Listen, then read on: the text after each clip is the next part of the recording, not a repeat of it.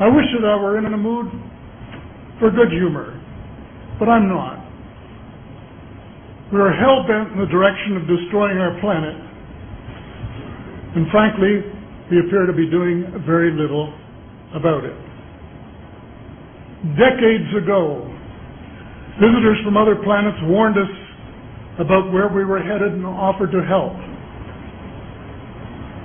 But instead, we, or at least some of us,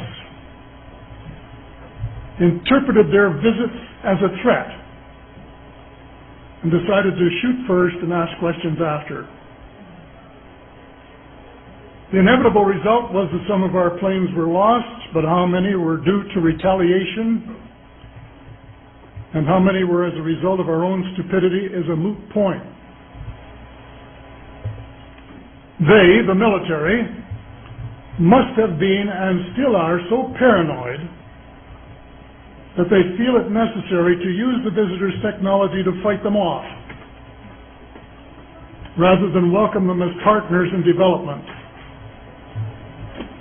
though they may have seconded a few renegades to assist them in what can best be viewed as diabolical developments.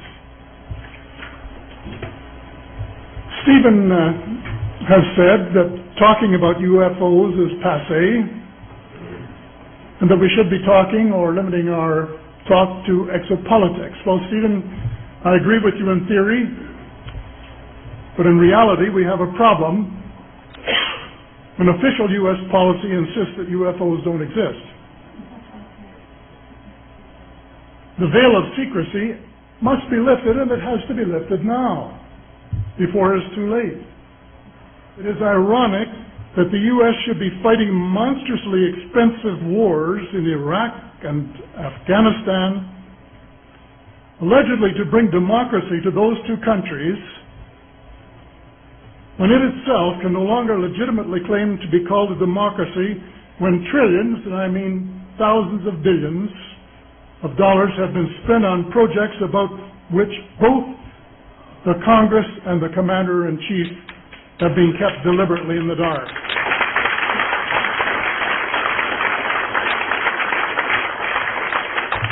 How much has been accomplished in 60 years of feverish activity by some of the most educated minds in the United States?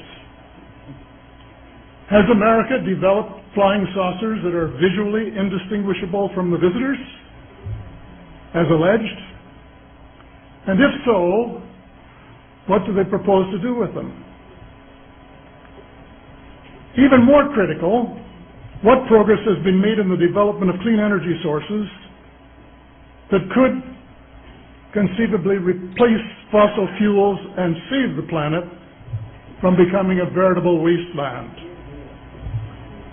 Well, who has the answers? Someone does. But apparently they aren't telling either secretaries of defense or presidents because they don't have, quote, a need to know. In a story told by Dr. Stephen Greer, President Clinton was asked a question by White House reporter Sarah McClendon about why he didn't do something about disclosure. And Clinton replied, "Sarah, there's a government inside the government, and I don't control it." Excuse me, doesn't the Commander-in-Chief and the person who allegedly has their finger on the nuclear trigger have a right to know what his subordinates are doing? The people of the United States who have paid the bills have the right to know. The people of the world demand to know because it is our descendants, too, whose lives are in mortal danger. It is time for the people of the United States to launch a new war against the evil of lies, deceit, and darkness, and go all out to win the victory of truth and transparency and light. Thank you.